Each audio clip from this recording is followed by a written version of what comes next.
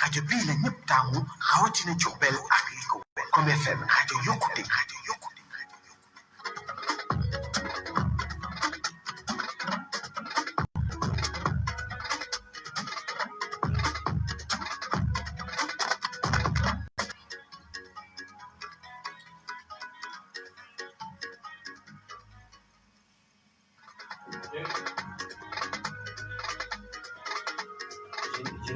yéen a ngi déglu rajo Comme FM une première radio commerciale fii ci région bu Diourbel ak li ko wër Comme FM fas yéene jóg taxaw temm ngir dégtal askanu région bu Diourbel ak li ko wër lan mooy commercial lan mooy économie ban façon la ñuy def ngir yokk économie bi mu gën a law dina am ak yéen ay émission santé ay émission éducation sport ak loisir émission yu jëm ci wàllu prévention duñ ko bàyyi dinañ waxtaan ci càmm gi ak mbay mi Comme FM fas yéenewul desal dara ci wàllu émission yu am solo yu ñu ma dégtal askan bi foo lamb daj leen fa ndax ay professionnels lu leen lañ wàllu diine kenn du dem bàyyi leen ci fas yéene def ak yéen ay couverture yu am solo ci ay événement yoo leen di préparé màggal gàmmu ba ci ay jant noonu lañ koy toppee ci arène politique bi ngir médiatiser seen ay événement Comme FM rajo bi ngeen doon xaar ngir matal seen yaakaar ci wàllu communication ginnaaw matériel bu sophistiqué bi fi nekk am na yeneen idéologie yoo xam ne ngay développé région bu Diourbel ci wàllu économie sociale ak la ca des waaw bàyyi leen xel rajo Comme FM mi fa seen yokku seen koom-koom Comme FM rajo bi yokku koom-koom yi tey soxalee ndaw ñi Comme FM rajo bii la ñëpp taamu rawatina Diourbel ak li ko wër Comme FM rajo yokkute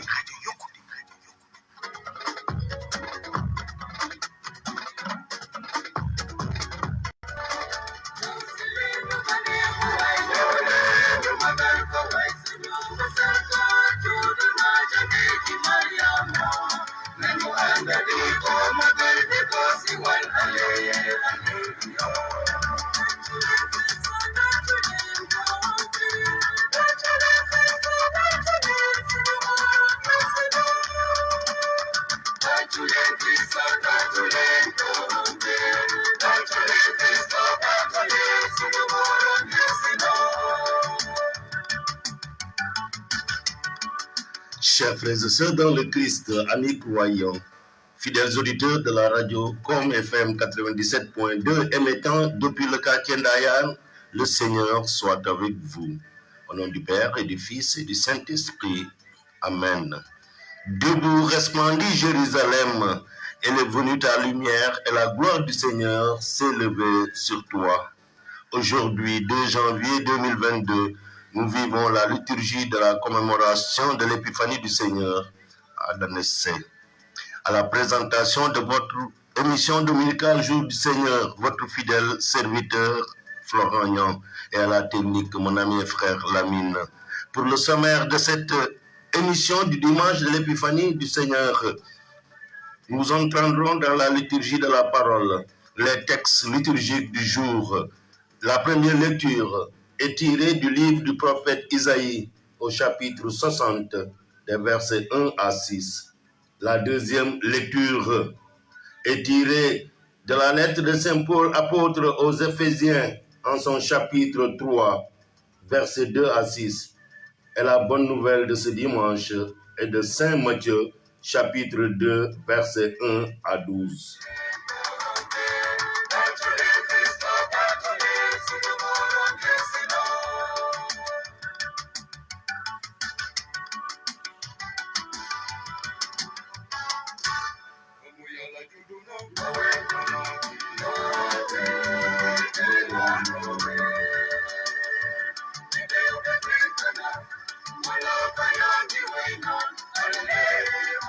Chers frères et sœurs dans le Christ, amis croyants, le Seigneur s'est manifesté à tous les peuples de la terre. Après l'intimité de la naissance de Jésus à Noël, voici que l'avènement du Fils de Dieu prend une dimension universelle. Les hommes de tous les pays et de toute culture sont désormais le lieu de la présence de Dieu. Chers frères et sœurs, nous aussi, nous sommes appelés à reconnaître en cet enfant la lumière qui vient éclairer toutes les nations. Frères et sœurs dans la foi, l'épiphanie, commémore la manifestation de Jésus, enfant, au roi mage venu l'adorer.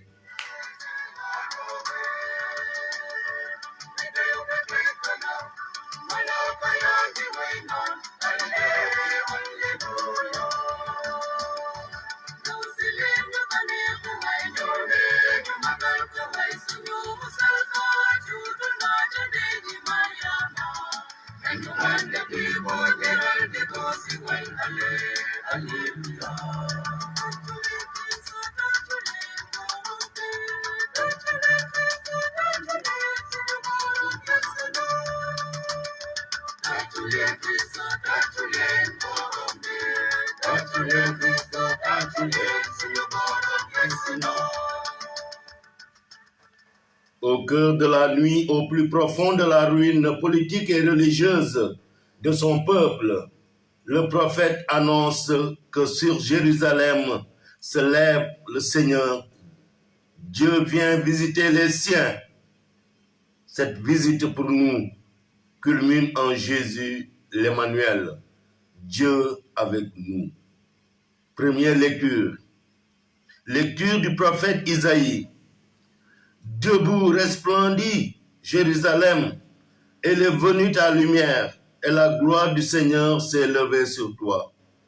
Voici que les ténèbres couvrent la terre, et la nuit obscure couvre les peuples. Mais sur toi se lève le Seigneur, sur toi sa gloire apparaît. Les nations marcheront vers ta lumière, et les rois vers la clarté de ton aurore. Lève les yeux alentour et regarde. Tous, ils se rassemblent, ils viennent vers toi. Tes fils reviennent de loin et tes filles sont portées sur la hanche. Alors, tu verras, tu seras radieuse, ton cœur frémira et se dilatera. Les trésors d'au-delà des mers afflueront vers toi. Vers toi viendront les richesses des nations. En grand nombre, des chameaux t'envahiront. De jeunes chameaux de Madian et d'Epha, tous les gens de Saba viendront, apportant l'or et l'encens. Ils annonceront les exploits du Seigneur. Parole du Seigneur Tout-Puissant.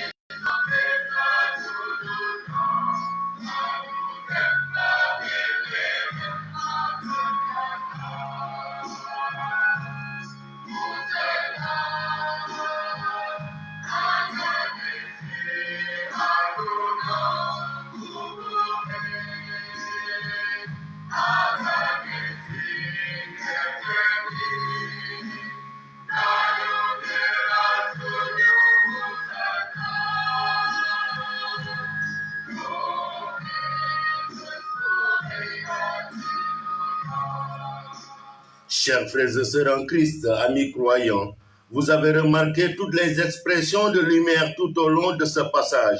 Resplendit, elle est venue ta lumière, la gloire, le rayonnement du Seigneur s'est levé sur toi. Comme le soleil se lève sur toi, se lève le Seigneur, sa gloire brille sur toi. Ta lumière, la clarté de ton aurore, tu seras radieuse. Oui, on peut en déduire tout de suite que l'humeur générale est plutôt sombre. Je ne dis pas que les prophètes cultivent le paradoxe. Non, ils cultivent l'espérance. C'est pour ce qui est de l'humeur. Je vous rappelle le contexte. Ce texte fait partie des derniers chapitres du livre d'Isaïe. Nous sommes dans les années 525 à 520 avant Jésus-Christ, c'est-à-dire une quinzaine ou une vingtaine d'années après le retour de l'exil à Babylone. Les déportés sont rentrés au pays et on a cru que le bonheur allait s'installer.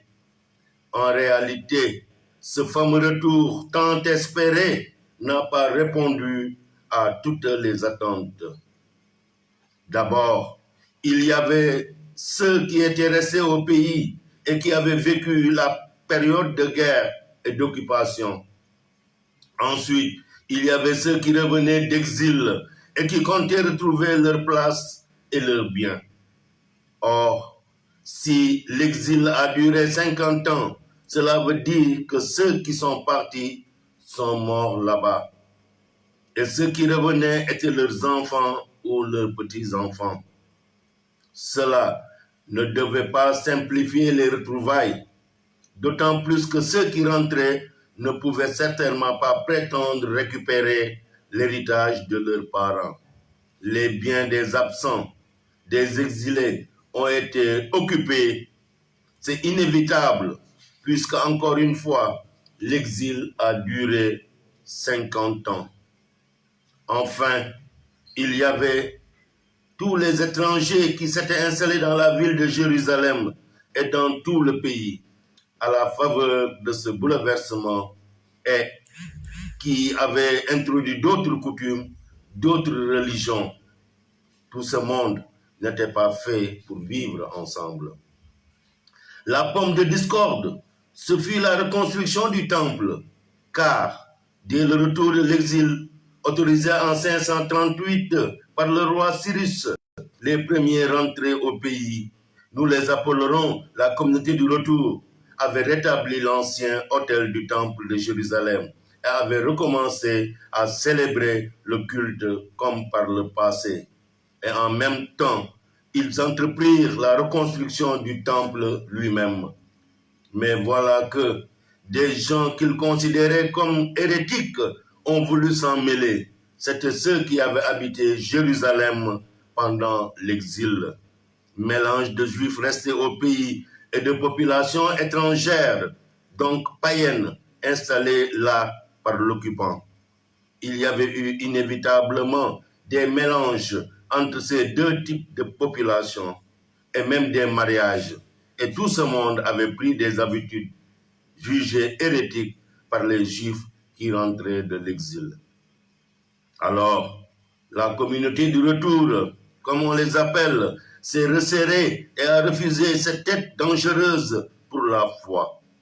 Le temple de Dieu unique ne peut pas être construit par des gens qui, ensuite, voudront y célébrer d'autres cultes. Comme on peut s'en douter, ce refus a été très mal pris et désormais, ceux qui avaient été conduits firent obstruction par tous les moyens. Fini les travaux, fini aussi les rêves de rebâtir le temple. Les années ont passé et on s'est installé dans le découragement. Mais la morosité, l'abattement ne sont pas dignes du peuple des promesses de Dieu. Alors, Isaïe et un autre prophète âgé décident de réveiller leurs compatriotes sur le thème. Fini de se lamenter, mettons-nous au travail pour reconstruire le temple de Jérusalem. Et cela nous vaut le texte d'aujourd'hui. Connaissant ce contexte difficile, ce langage presque triomphant nous surprend peut-être, mais c'est un langage assez habituel chez les prophètes. Et nous savons bien que s'ils promettent tant la lumière, c'est parce qu'elle est encore loin d'être aveuglante et que moralement, on est dans la nuit. C'est pendant la nuit qu'on guette les signes du lever du jour. Et justement, le rôle du prophète est de redonner courage, de rappeler la venue du jour. Un tel langage ne traduit donc pas l'euphorie du peuple, mais au contraire, une grande morosité. C'est pour cela qu'il parle tant de lumière. Chers frères et sœurs, pour relever le moral des troupes, nos deux prophètes n'ont qu'un argument, mais il est de taille. Jérusalem est la ville sainte, la ville choisie par Dieu pour y faire demeurer le signe de sa présence. C'est parce que Dieu lui-même s'est engagé envers le roi Salomon en décidant « Ici sera mon nom » que le prophète Isaïe des siècles plus tard peut oser dire à ses compatriotes « Debout, Jérusalem, resplendis ». Ce message d'Isaïe aujourd'hui, c'est donc, vous avez l'impression d'être dans le tunnel, mais au bout, il y a la lumière. Rappelez-vous la promesse, le jour vient où tout le monde reconnaîtra en Jérusalem la ville sainte. Conclusion, ne vous laissez pas abattre, mettez-vous au travail, consacrez toutes vos forces à reconstruire le temple comme vous l'avez promis. Et j'ajouterai 3 remarques pour terminer. Premièrement, une fois de plus, le prophète nous donne l'exemple. Quand on est un croyant, la lucidité ne parvient jamais à étouffer notre espérance. Deuxièmement, la promesse ne vise pas un triomphe politique. Le triomphe qui est entrevu ici est celui de Dieu et de l'humanité, qui sera un jour enfin réunis dans une harmonie parfaite dans la cité sainte. Reprenons les premiers versets. Si Jérusalem resplendit, c'est de la lumière et de la gloire du Seigneur. Debout, Jérusalem, resplendit. Elle est venue ta lumière et la gloire du Seigneur s'est levée sur toi. Sur toi se lève le Seigneur et sa gloire brille sur toi. Et troisièmement, quand Isaïe parlait de Jérusalem, déjà à son époque, ce nom désignait plus le peuple que la ville elle-même. Et l'on savait déjà que le projet de Dieu déborde toute ville, si grande ou belle soit-elle. Et tout peuple, il concerne toute l'humanité.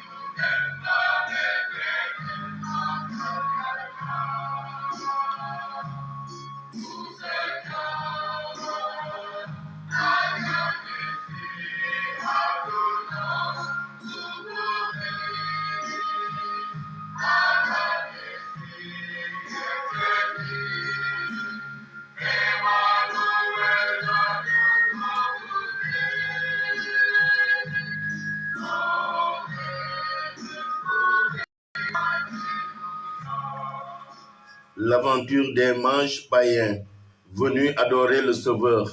Saint Paul l'a dit en théologien.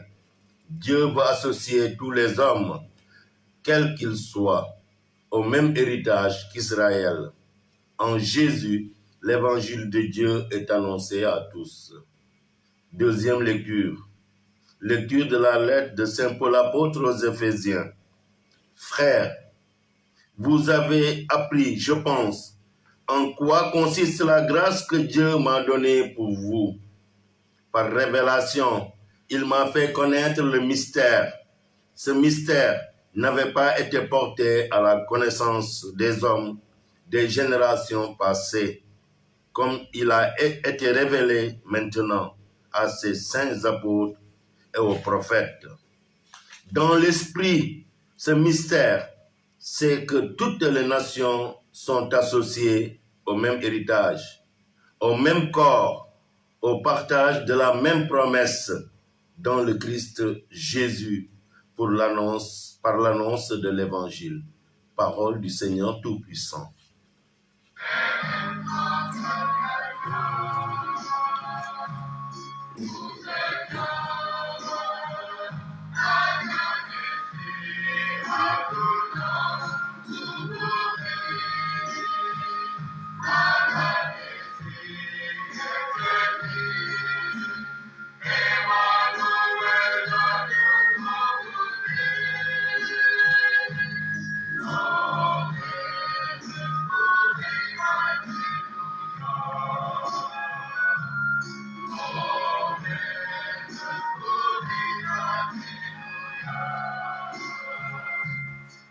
Chers frères et sœurs en Christ, ce passage est extrait de la lettre aux Éphésiens, au chapitre 3.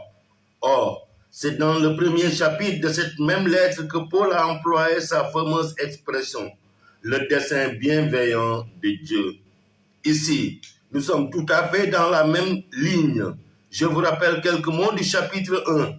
Dieu nous a fait connaître le mystère de sa volonté, le dessein bienveillant qu'il a d'avance arrêté en lui-même pour mener les temps à leurs accomplissements, réunir l'univers entier sous un seul chef, le Christ, ce qui est dans les cieux et ce qui est sur la terre. Ceci, dans la lettre aux Éphésiens au chapitre 1, des versets 9 à 10. Dans le texte d'aujourd'hui que nous propose Saint Paul, nous retrouvons ce mot de mystère. Le mystère, chez Saint Paul, ce n'est pas un secret que Dieu garderait jalousement pour lui. Au contraire, c'est son intimité dans laquelle il nous fait pénétrer. Paul nous dit ici, par révélation, Dieu m'a fait connaître le mystère. Ce mystère, c'est-à-dire son dessein bienveillant, Dieu le révèle progressivement tout au long de l'histoire biblique. On découvre toute la lente, patiente pédagogie que Dieu a déployée pour faire entrer son peuple élu dans son mystère. Nous avons cette expérience qu'on ne peut pas, d'un coup, tout apprendre à un enfant. On l'enseigne patiemment au jour le jour. Et selon les circonstances, on ne fait pas d'avance à un enfant des leçons théoriques sur la vie, la mort, le mariage, la famille, pas plus que sur les saisons et sur les fleurs.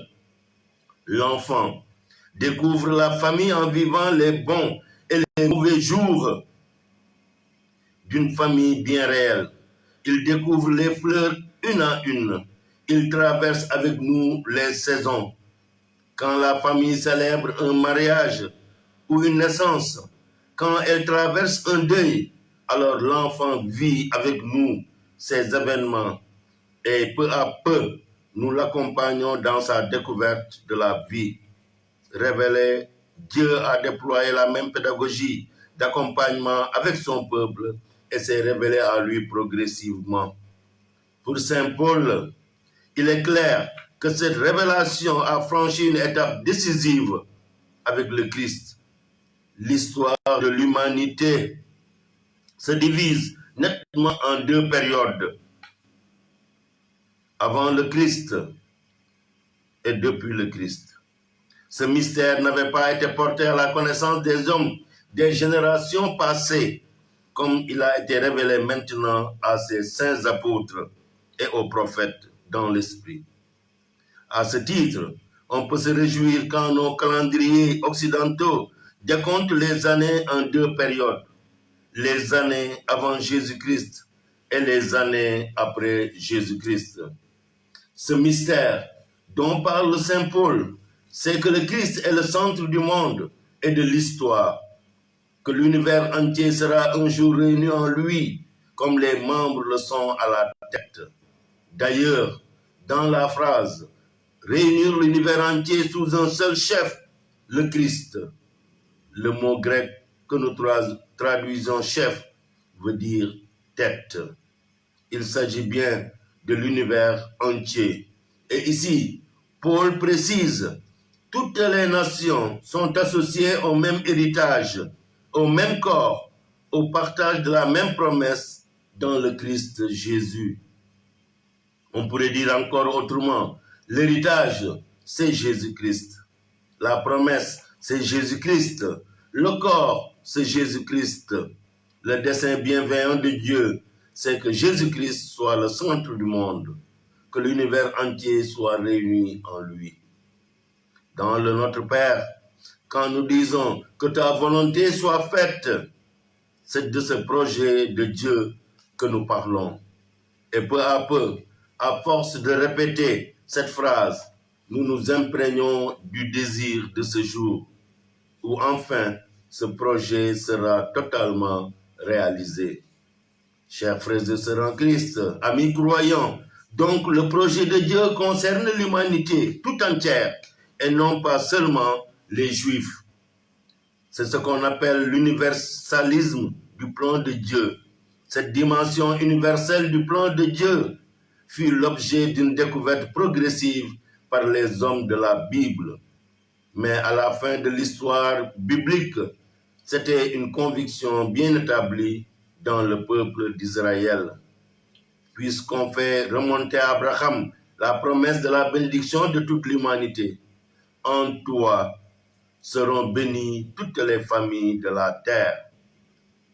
Et le passage d'Isaïe que nous lisons en première lecture de cette fête de l'Épiphanie est exactement dans cette ligne. Bien sûr, si un prophète comme Isaïe a cru bon d'y insister, c'est qu'on avait tendance à l'oublier.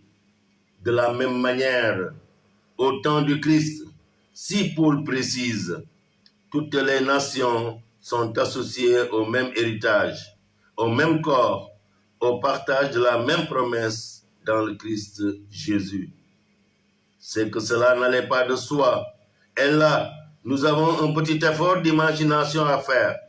Nous ne sommes pas du tout dans la même situation que les contemporains de Paul. Pour nous, au XXIe siècle, c'est une évidence. Beaucoup d'entre nous ne sont pas juifs d'origine et trouvent normal d'avoir part au salut apporté par le Messie. Pour un peu, même après 2000 ans de christianisme, nous aurions peut-être tendance à oublier qu'Israël reste le peuple élu. Parce que, comme dit ailleurs Saint Paul, Dieu ne peut pas se rejeter lui-même. Aujourd'hui, nous aurions peut-être un peu tendance à croire que nous sommes les seuls témoins de Dieu dans le monde. Mais au temps du Christ, c'était la situation inverse. C'était le peuple juif qui, le premier, a reçu la révélation du Messie. Et Jésus est né au sein du peuple juif. C'était la logique du plan de Dieu et de l'élection d'Israël. Puisque les Juifs étaient le peuple élu, ils étaient aussi choisis par Dieu pour être les apôtres, les témoins et l'instrument du salut de toute l'humanité. Et on sait que les Juifs devenus chrétiens ont eu parfois du mal à tolérer l'admission d'anciens païens dans leur communauté. Saint Paul vient leur dire, attention, les païens désormais peuvent aussi être des apôtres et des témoins du salut. Au fait, je remarque que Matthieu, dans l'évangile de la visite des mages, qui est lu également pour l'Épiphanie, nous dit exactement la même chose. Les derniers mots de ce texte résonnent comme un appel. Toutes les nations sont associées au même héritage, au même corps, au partage de la même promesse dans le Christ Jésus par l'annonce de l'Évangile. Chers frères et sœurs, si je comprends bien, Dieu attend notre collaboration à son dessein bienveillant. Les mages ont aperçu une étoile pour laquelle ils se sont mis en route. Pour beaucoup de nos contemporains, il n'y aura pas d'étoile dans le ciel, mais il faudra des témoins de la bonne nouvelle.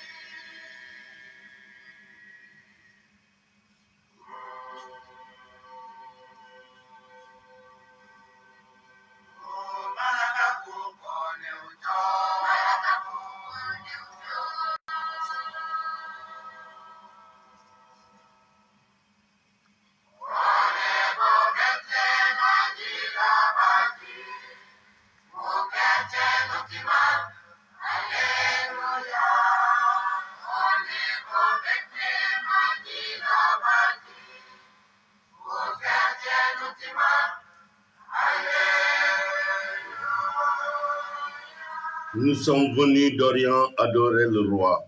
Alléluia, alléluia. Nous avons vu son étoile à l'Orient et nous sommes venus adorer le Seigneur. Alléluia. Évangile de Jésus-Christ selon saint Matthieu. Jésus était né à Bethléem en Judée au temps du roi Hérode le Grand. Or, voici que des mages venus d'Orient arrivèrent à Jérusalem et demandèrent: où est le roi des Juifs qui vient de naître? Nous avons vu son étoile à l'Orient et nous sommes venus nous prosterner devant lui.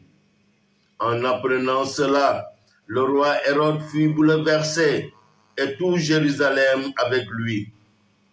Il réunit tous les grands prêtres et les scribes du peuple pour leur demander où devait naître le Christ. Ils lui répondirent: à Bethléem en Judée, car voici ce qui est écrit par le prophète. Et toi, Bethléem, terre de Juda, tu n'es certes pas le dernier parmi les chefs, lieu de Juda, car de toi sortira un chef qui sera le berger de mon peuple Israël. Alors, Hérode convoqua les mages en secret pour leur faire préciser à quelle date l'étoile était apparue. Puis, il les envoya à Bethléem en leur disant: allez vous renseigner avec précision sur l'enfant, et quand vous l'aurez trouvé, venez me l'annoncer, pour que j'aille moi aussi me prosterner devant lui.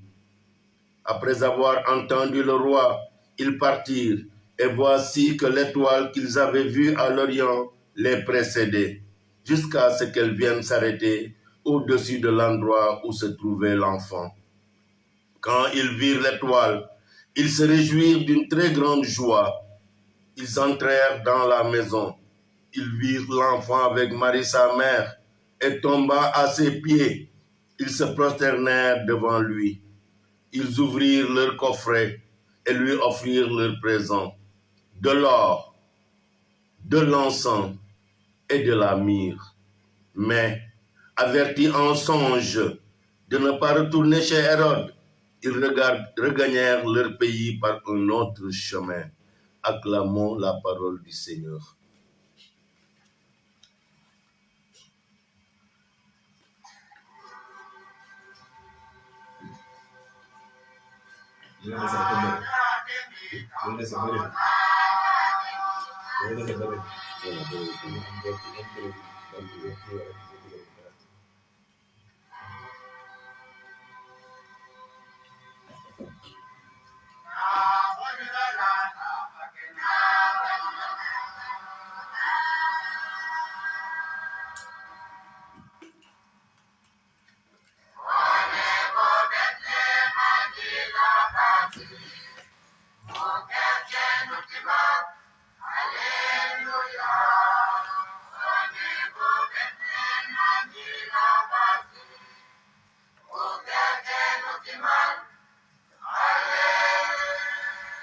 Chers frères et sœurs en Christ, en ce jour de l'épiphanie du Seigneur, il n'est plus possible de rester bien entre nous.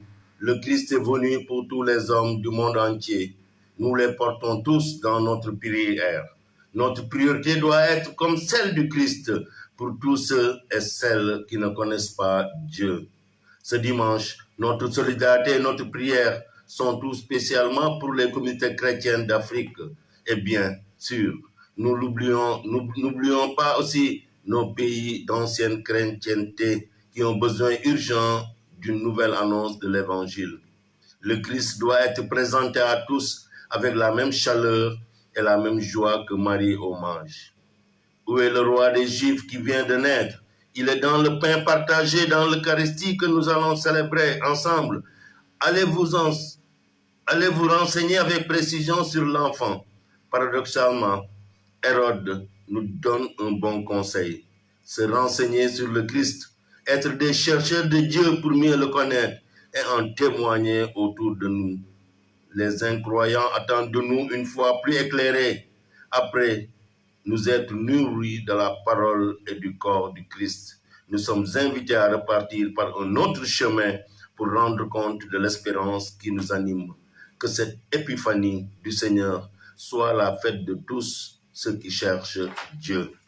Frères et sœurs en Christ, amis croyants, fidèles auditeurs de la radio Com FM émettant depuis le quartier d'Ayane, nous voilà au terme de notre émission dominicale. Nous remercions tous les fidèles auditeurs d'avoir écouté et médité avec nous les textes liturgiques de ce dimanche de l'Épiphanie. Nous vous donnons rendez-vous dimanche prochain, 9 janvier 2022, en la solennité du baptême du Seigneur. Que le Dieu Tout-Puissant bénisse notre fin de journée et nous procure la paix du Christ, lui qui vit et règne pour les siècles des siècles sans fin. Ainsi soit-il. Amen. Comme FM par ma voix, souhaite à toute la communauté chrétienne les meilleurs vœux de bonne et heureuse année 2022. Excellente fin de week-end à vous tous. Sainte semaine de travail à tous. Merci et à dimanche prochain.